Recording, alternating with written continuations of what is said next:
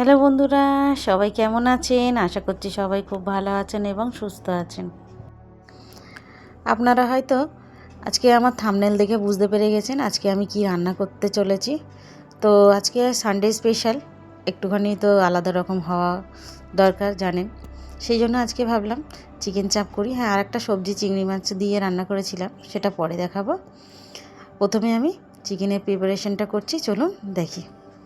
এখানে আমি প্রায় 1 কেজির মতো, একটু কম হবে, চিকেন নিয়েছি। চিকেনগুলোকে গোটা দুটো, মানে পুরো থাই ছিল, সেটাকেই আমি 4 ভাগ করে নিয়েছি, দেখতে পাচ্ছেন। আর ছোটো ছোটো একটা দুটো ছিল, সেগুলোকেও নিয়ে নিয়েছি। তো হ্যাঁ, চর্বিওয়ালা দেখে পিস নেবেন, আর চিকেন চাপ করতে গেলে একটু বড় দেখেই পিস নিতে হয়। বড় পিস করলে কি হয়, যেহেতু চাপ তো বড় না পিস করলে দেখতেও ভালো লাগে না, আর খাবার সময় যেন একটা চাপ চাপ মানে ফিলটাও আসে না। সেই জন্য একটুখানি চিকেন চাপ যখনই করবে একটুখানি বড় পিস করেই করা ভালো। আমি প্রথমে চিকেনগুলোকে ভিনিগার দিয়ে ভিজিয়ে রেখেছিলাম। তারপরে ওর মধ্যে 1 চামচ লবণ, 1 চামচ আদা রসুনের পেস্ট, আর বড় চামচে 2 চামচের মতো টক দই নিয়েছি। ওর মধ্যে একটুখানি জিরে মরিচ আর একটুখানি হলুদ গুঁড়ো মাখিয়ে নিয়েছি। এটাকে একটুখানি ম্যারিনেশন করে প্রায় আধা ঘন্টার মতো রাখতে হবে। 15 মিনিট রাখলে হবে, কিন্তু চেষ্টা করবেন 15 থেকে 20 মিনিট যেন রাখতে পারি। এবার আমি অল্প করে একটুখানি কালারের জন্য লঙ্কার গুঁড়ো নিয়েছি। এবার ভালোভাবে মাখিয়ে নেব, নিয়ে একটুখানি সাইড করে রেখে দেব। এবার এটাকে হাতের সাহায্যে খুব ভালোভাবে, যাতে প্রত্যেকটা জায়গায় মশলাগুলো লাগে এবং স্বাদটাও বজায় থাকে, সেই জন্য ভালোভাবে মাখিয়ে নিতে হবে। নিয়ে এবার এটাকে ঢাকা দিয়ে সাইড করে রাখবো। আমার এই রান্নাগুলো আপনাদের যদি ভালো লাগে, অবশ্যই আমার চ্যানেলটিকে সাবস্ক্রাইব করে আমার পাশে থাকবেন, আর লাইক করতে ভুলবেন না। এবার চলুন একটা মশলা তৈরি করব। সেটাকেই আমি এখন মিক্সারের একটা জার নিয়েছি। প্রথমে এখানে কিছুটা কাজু বাদাম নেব, প্রায় ওই 10টা মতো। ভাঙা কাজু ছিল বলে বুঝতে পারিনি। এবারে আমি এর মধ্যে কাঁচা পেঁয়াজ নেব।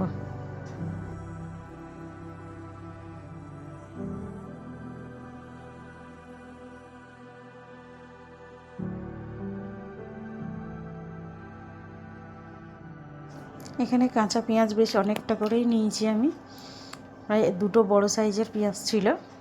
এবারে এইগুলোকে নিয়ে চলুন একটুখানি পেস্ট করে নিই।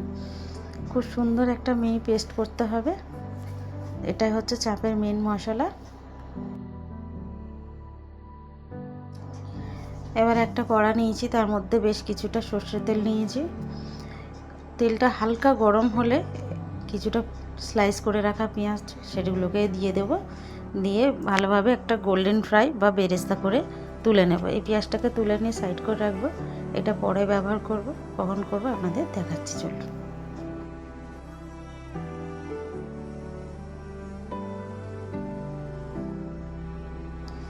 দেখতে পাচ্ছেন পেঁয়াজের কালারটা খুব সুন্দর গোল্ডেন হয়ে গিয়েছে। এবার আমি ওইগুলোকে তুলে নেব, নিয়ে একটা সাইড করে দেব।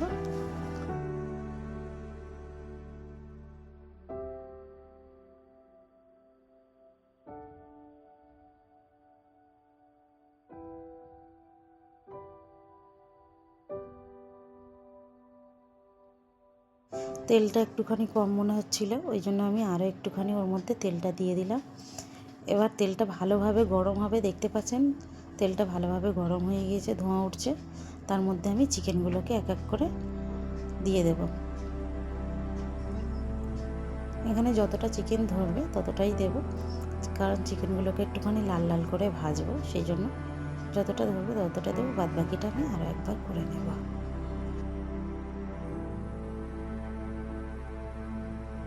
যে কোনো ভাজাভুজিতে প্রথমেই দিয়েই কোনো জিনিস উল্টানোর চেষ্টা করাটা একদমই ভুল। প্রথমে 2 থেকে 3 মিনিটের মতো রাখতে দেব, তারপরে উল্টালে খুব ভালোভাবে উঠে যায় এবং কালারটাও খুব সুন্দর হয়। তা না হলে কড়াইয়ের মধ্যে লেগে যায়, আর দেখতেও বাজে লাগে, আর ভাজাটাও খুব ভালোভাবে হয় না। চিকেনগুলো একদিকটা ভাজা হয়ে গেছিলো, আমি আরও একদিকটা ভাজার জন্য উল্টে দিচ্ছি। দুদিকে ভাজা হয়ে গেলে আমি এবার নামিয়ে নেব।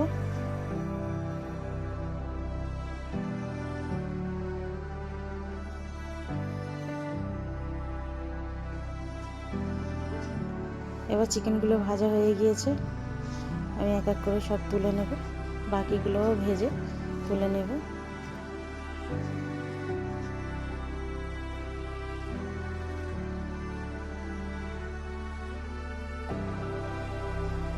এবার আমি ওই তেলের মধ্যে যে পেস্টটা তৈরি করে রেখেছিলাম কাজু বাদাম আর পেঁয়াজে, ওটা দিয়ে দেব।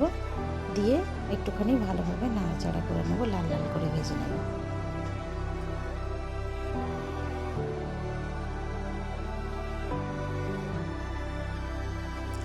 মশলাটা দেখতে পাচ্ছেন খুব সুন্দর কালার এসে গেছে।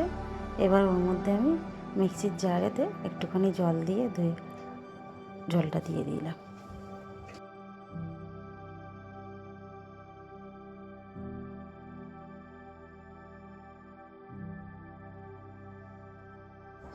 জলটা অল্প শুকিয়ে আসলে এবারে ওর মধ্যে এক এক করে গুঁড়ো মশলা সব দিয়ে দেব। প্রথমে 1 চামচের মতো লঙ্কার গুঁড়ো দেব, নর্মাল লঙ্কার গুঁড়ো, তারপরে 1 চামচ কাশ্মীরি লঙ্কার গুঁড়ো এবং 1 চামচ হলুদ গুঁড়ো দেব, একটুখানি জিরে মরিচের গুঁড়ো আর একটুখানি ধনের গুঁড়ো দেব। এইটা 1 চামচের থেকেও একটুখানি করে কম দিয়েছি। এখানে আমি লবণ ব্যবহার করিনি, লবণটা অবশ্যই শেষের দিকে একটুখানি টেস্ট অনুযায়ী দেব। এটা ভালোভাবে মশলাটাকে কষিয়ে নিতে হবে। এখানে কাশ্মীরি লঙ্কার গুঁড়োর জন্য মশলার কালারটা কিন্তু খুব সুন্দর এসেছিল। তারপরে আমি প্রায় হাফের মতো ওই যে বেরেস্তা করে রেখেছিলাম প্রথমেই, তার থেকে আমি অর্ধেক বেরেস্তা তুলে দিয়েছি কালারের জন্য। ওর পেঁয়াজেরও একটা কালার থাকে নিজস্ব। এবারে এক এক করে মাংসগুলোকেও ভেজে রাখা মাংসগুলোকে দিয়ে দেব।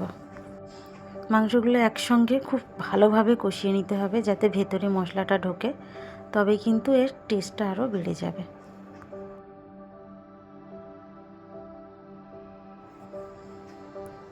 এখানে এই কাজটা কিন্তু খুব আলতো হাতে কষার কাজটা করতে হবে, তার কারণ খুন্তি লেগে যদি ভেঙে যায় দেখতে কিন্তু বাজে লাগবে। খুন্তির সাহায্যে এখানে খুব হালকা হালকা করে আমি নেড়ে দিচ্ছিলাম। নাড়তে হবে যেহেতু পেঁয়াজ বাটা আর ওই কাজু বাদাম বাটা দেওয়া আছে, তা না হলে তলায় লেগে যাবে, ওই জন্য আমি হালকা হালকা করে নেড়ে দিচ্ছিলাম। তেলটা উপরে উঠে এসছে মানে খুব সুন্দর কষানো হয়ে গেছে। এবার আমি ঝোলটাকে যতটা রাখবো, এর তো আর ঝোল থাকে না, একদম গ্রেভি থাকে। এবারে যে যতটা গ্রেভিটা খাবে, এর একদম শুকনো শুকনো গ্রেভি হয়, যেটা শেষে আপনারা দেখতে পাবেন, সেই হিসাবেই ঝোলটা দেবেন। দেখতে পাচ্ছেন খুব সুন্দর গ্রেভিটা হয়ে এসেছে। এবারে খুন্তির সাহায্যে একদম নিচ থেকে ভালোভাবে নেড়ে চেড়ে দিতে হবে।